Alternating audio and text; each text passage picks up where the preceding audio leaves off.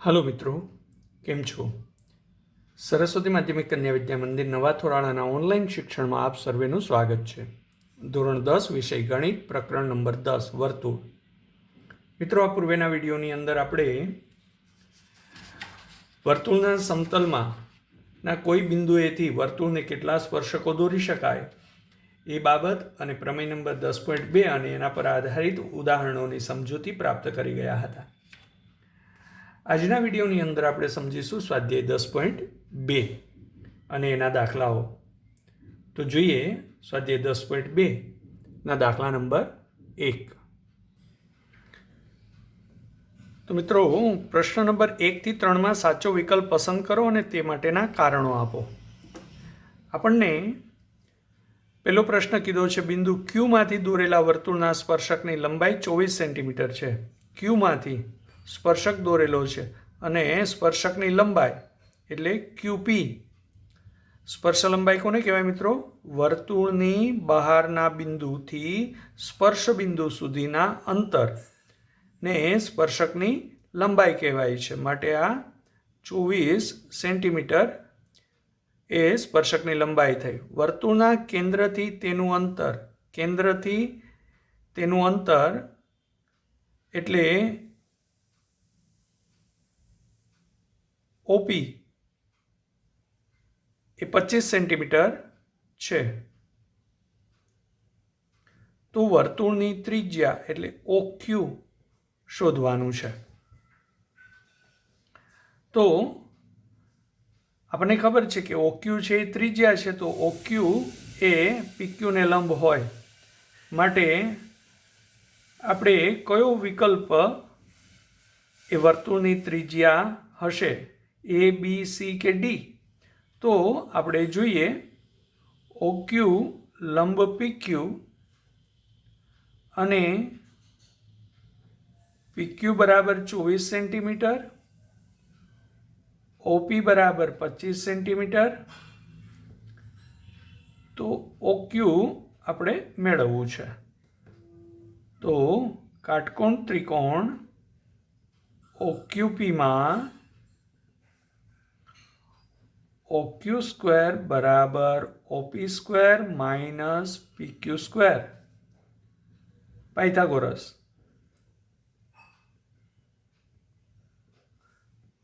મુજબ આપણે લખી શકીએ। તો ઓપી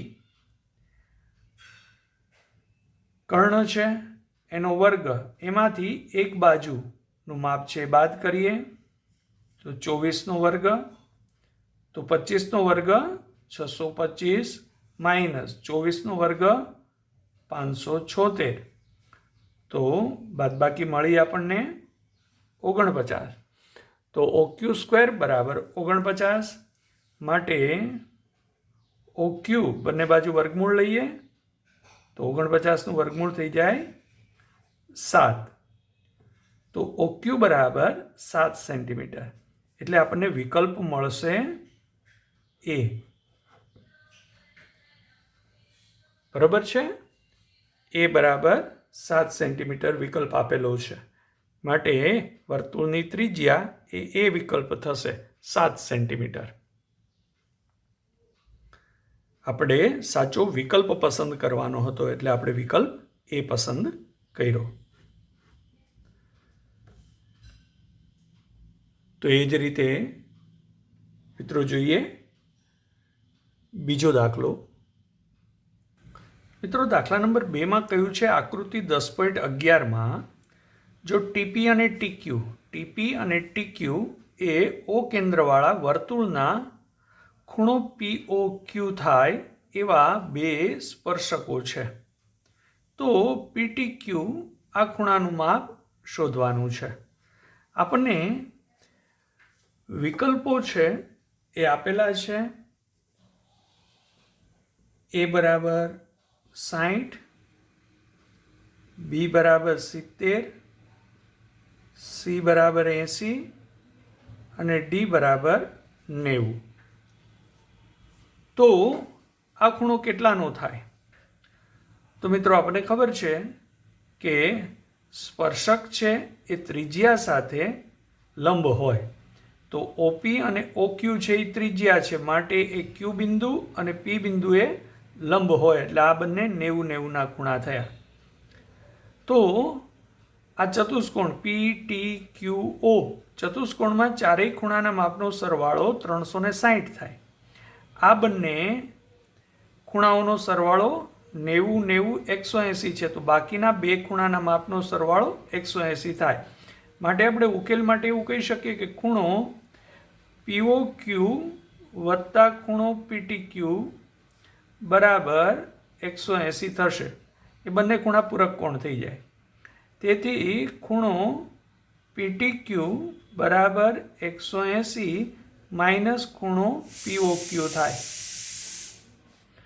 તો 180 માઇનસ 110 એટલે કે એ 70° ખૂણો મળે. એટલે કે આપણો વિકલ્પ બી થશે. બરોબર છે મિત્રો? સમજાયું? સરસ. હવે આપણે જોઈએ દાખલા નંબર 3 ને. મિત્રો, દાખલા નંબર 3 સમજીએ તો જો ઓ કેન્દ્રવાળા વર્તુળને બિંદુ પી માંથી દોરેલા સ્પર્શકો પીએ અને પીબી વચ્ચે 80નો ખૂણો રચાતો હોય. આ પી બિંદુમાંથી એ આગળ અને બી આગળના સ્પર્શકો પીએ અને પીબી વચ્ચેનો ખૂણો 80નો રચાતો હોય તો પીઓ એ ખૂણો કેટલાનો થાય?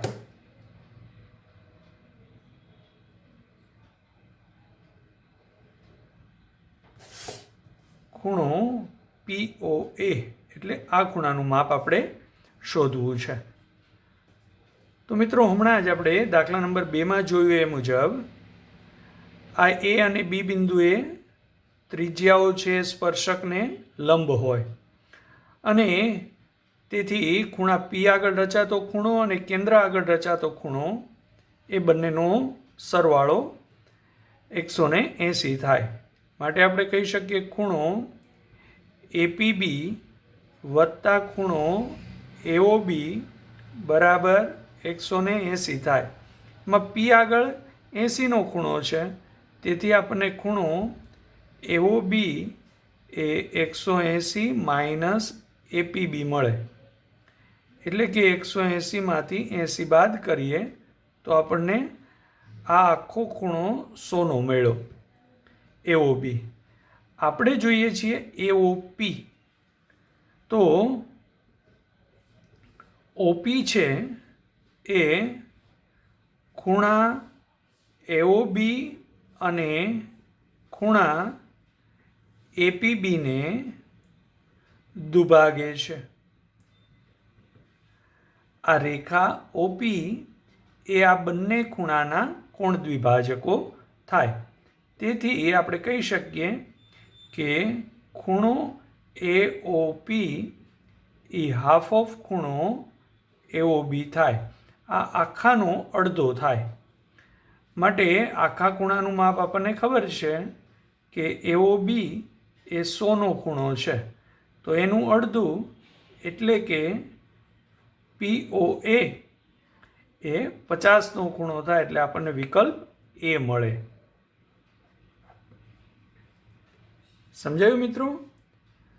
તો આ કેન્દ્ર અને સ્પર્શકોના છેદ બિંદુને જોડતો રેખાખંડ છે એ કેન્દ્ર આગળ અને સ્પર્શકોના છેદબિંદુ આગળ રચાતા ખૂણાનો દ્વિભાજક હોય. માટે એ ખૂણા એઓબી અને એપીબીને દુભાગે. એટલે પીઓ એ એઓબીથી અડધો થઈ જાય. તો એઓબી 100 હતો, માટે એનાથી અડધો એટલે આપણને 50 મળે. માટે આપણો વિકલ્પ એ થશે, 50. બરોબર છે મિત્રો? સરસ. મિત્રો, દાખલા નંબર 4માં આપ્યું છે સાબિત કરો કે વર્તુળના વ્યાસના અંત્યબિંદુઓએ દોરેલા સ્પર્શકો પરસ્પર સમાંતર હોય છે. આ ઓ કેન્દ્રવાળું વર્તુળ છે. આ એબી રેખા, એમાંનું રેખાખંડ એબી એ વ્યાસ છે. વ્યાસના અંત્યબિંદુ એ અને બી આગળ દોરેલા સ્પર્શકો પીએ અને ક્યુબી એ સમાંતર છે એવું આપણે દર્શાવવું છે. તો આપણું સાધ્ય છે રેખા એપી અને રેખા ક્યુબી એ સ્પર્શકો છે અને એ સમાંતર થાય. તો આપણે એના ઉકેલ માટેની સાબિતી આપીશું. તો ઓ કેન્દ્ર વાળા વર્તુળ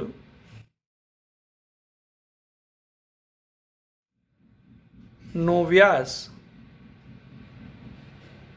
ઓ કેન્દ્રવાળા વર્તુળનો વ્યાસ એબી છે અને સ્પર્શ બિંદુ એ અને બી આગળના સ્પર્શકો અનુક્રમે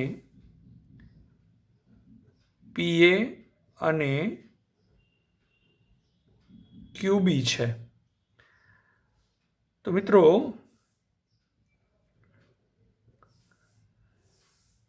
આ રેખા પીએ અને ક્યુબી એ વ્યાસ એબીના અંત્યબિંદુ એ અને બી આગળના સ્પર્શકો છે.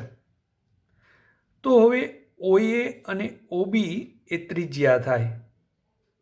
તેથી આપણે કહી શકીએ કે ઓએ લંબ એપી અને ઓબી લંબ ક્યુબી અને ઓએ તથા ઓબી ત્રિજ્યા છે એમ આપણે સ્પષ્ટીકરણ કરી શકીએ. તેથી ઓએ લંબ એપી તથા ઓબી લંબ ક્યુબી થાય. શા માટે?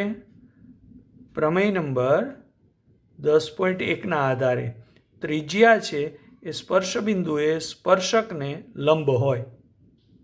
બરોબર છે મિત્રો? માટે ઓએ એ એપીને લંબ, ઓબી એ ક્યુબીને લંબ. તેથી આપણે કહી શકીએ કે એબી લંબ એપી, કારણ કે ઓએ છે એ જ એબી છે, તથા એબી લંબ ક્યુબી. તો હવે મિત્રો વિચારો કે બે રેખાની કોઈ એક છેદિકાથી બનતા આ બંને ખૂણા એ એક જ બાજુના અંતઃકોણો થયા અને એ બંને કાટખૂણા છે, માટે પૂરક કોણ છે. તો કહી શકીએ કે આ બે રેખાઓ સમાંતર થાય. તો આપણે કહીએ, પરંતુ રેખા એપી અને ક્યુબીની છેદિકાથી બનતા ખૂણા પીએબી અને ખૂણો ક્યુબીએ એક જ બાજુના અંતઃકોણો છે તથા ખૂણો પીએબી પ્લસ ખૂણો ક્યુબીએ બરાબર 180. કારણ કે આ લંબ છે માટે આ કાટખૂણો થયા, માટે બંનેનો સરવાળો 180 થયો, એટલે અંતઃકોણો પૂરક થયા.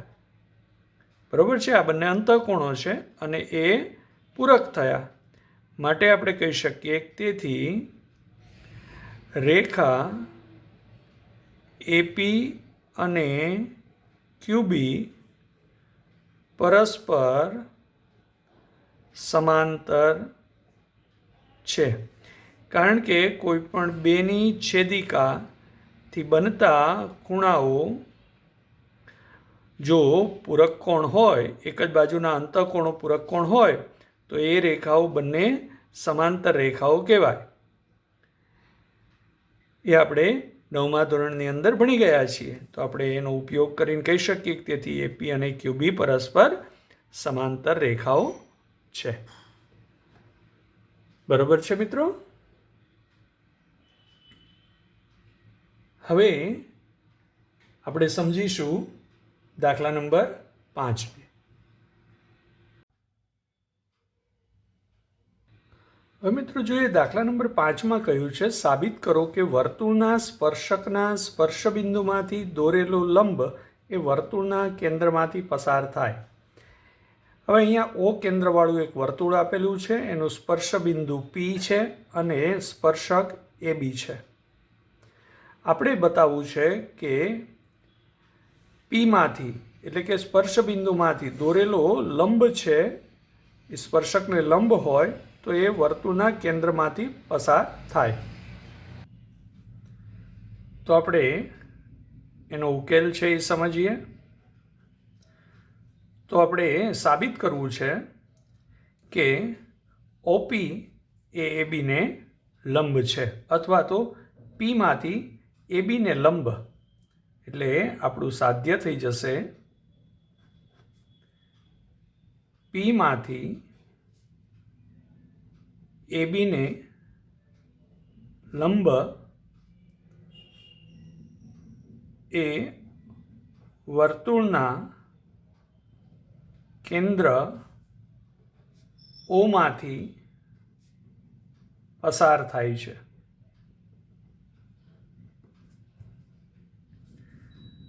તો આપણે સાબિત કરીએ. આપણને આપ્યું છે ઓ કેન્દ્ર વાળા વર્તુળ નો સ્પર્શક રેખા એ બી છે, જે વર્તુળને પી બિંદુએ સ્પર્શે છે.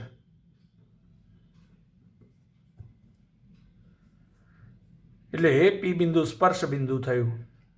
હવે મિત્રો, પીમાંથી પસાર થતો અને પી બિંદુએ એ બીને લંબ હોય એવી એક રેખા એ જો ઓપી હોય અથવા ઓપી ન હોય, કારણ કે આ ત્રિજ્યા છે, એનો અર્થ એ થયો કે પીમાંથી અને કેન્દ્રમાંથી પસાર થતી અને એ બીને પી બિંદુએ લંબ હોય તો એ કેન્દ્ર ઓમાંથી પસાર થતી રેખા મળે. આપણે ધારી લઈએ કે પી બિંદુએ એ બીને લંબ હોય, પરંતુ એ ઓમાંથી પસાર થતી નથી. તો સ્પર્શ બિંદુએ ધારી લઈએ આપણે, ધારો કે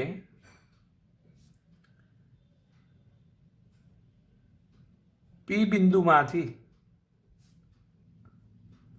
પસાર થતી રેખા એ બીને પી બિંદુએ લંબ પીક્યુ રેખા છે. તો એનો અર્થ એ થયો કે તો જો આ પીક્યુ છે એ એબીને પી બિંદુએ લંબ હોય તો ક્યુ પી બી અને ક્યુ પી એ બંને 90ના ખૂણા થાય. તેથી ક્યુપી બી બરાબર ખૂણો ક્યુપી એ બરાબર 90 મળે લંબ હોય તો. પરંતુ ઓપી લંબ એ બી થાય. શા માટે? પ્રમેય નંબર 10.1 ઉપરથી. તો આપણે કહી શકીએ કે ખૂણો ઓપીબી બરાબર ઓપીએ બરાબર 90 થાય. તો આ પરિણામ 1 થયું, આ પરિણામ 2 થયું. પરિણામ 1 શા માટે મળ્યું? તો આપણે જે ધારણા કરી હતી કે પી બિંદુમાંથી પસાર થતી અને સ્પર્શક એબીને સ્પર્શ બિંદુ પી બિંદુએ લંબ હોય એવી એક રેખા પીક્યુ છે. તેથી આપણને QPB અને QPA બંને 90ના ખૂણા મળે. પરંતુ O કેન્દ્ર છે અને P સ્પર્શ બિંદુ છે, તો OP છે એ ત્રિજ્યા થાય. માટે OP છે એ P બિંદુએ ABને લંબ હોય એવું આપણને પ્રમેય નંબર 10.1માં કહ્યું છે. માટે OPB અને OPA 90 થાય. તો આપણે કહી શકીએ પરિણામ 1 અને 2 પરથી આપણે કહી શકીએ કે આ બંને ખૂણા સમાન થાય. ખૂણો QPB બરાબર ખૂણો OPB થાય. હવે જો QPB અને OPB બંને સમાન થાય અને એ બંને એક જ અર્ધતલમાં હોય તો Q અને O બંને ભિન્ન બિંદુ ન હોય. જો ભિન્ન બિંદુ હોય તો આ ખૂણો અને OPB બંને સમાન ન હોય. જ્યારે કે આપણે પરિણામ 1 અને 2 ઉપરથી આપણને મળ્યું કે QPB અને OPB બંને સમાન છે. તો તેથી કહી શકીએ કે O અને Q બંને ABના એક જ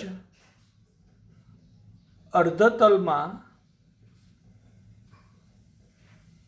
આવેલા હોય તો O બરાબર Q, એટલે કે O અને Q બંને સમાન બિંદુ હોય તો જ QPB અને OPB સમાન થાય અને પાછા એ બંને કાટખૂણા છે. તો હવે O અને Q બંને સમાન થયા તો આપણે તો કીધું હતું કે PQ રેખા છે એ ABને P બિંદુએ લંબ છે. તો PQ એ જ PO થઈ ગયું. તેથી આપણે કહી શકીએ કારણ કે O અને Q બંને સમાન બિંદુ થયા તો PQ એ જ PO થઈ ગયું. તેથી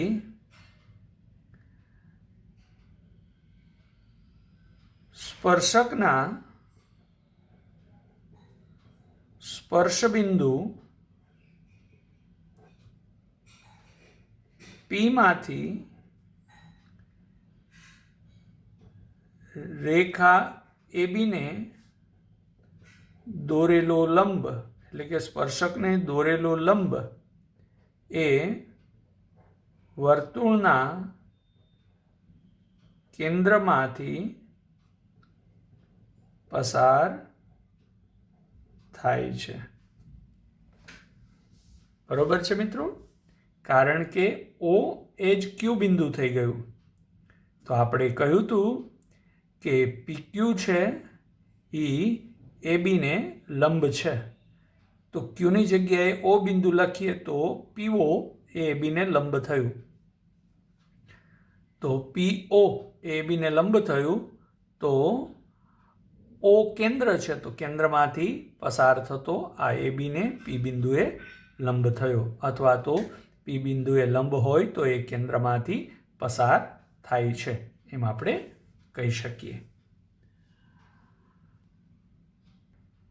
તો મિત્રો આજના વિડીયોમાં આપણે સ્વાધ્યાય 10.2ના દાખલા નંબર 5 સુધીની સમજૂતી જોઈ ગયા છીએ. નેક્સ્ટ ટાઈમ જ્યારે આપણે વિડીયોમાં મળીશું ત્યારે 10.2ના દાખલા નંબર 6 અને એની આગળના દાખલાઓને સમજીશું. તો પુનરાવર્તન કરતા રહેજો મિત્રો. સ્વસ્થ રહેજો. આવજો.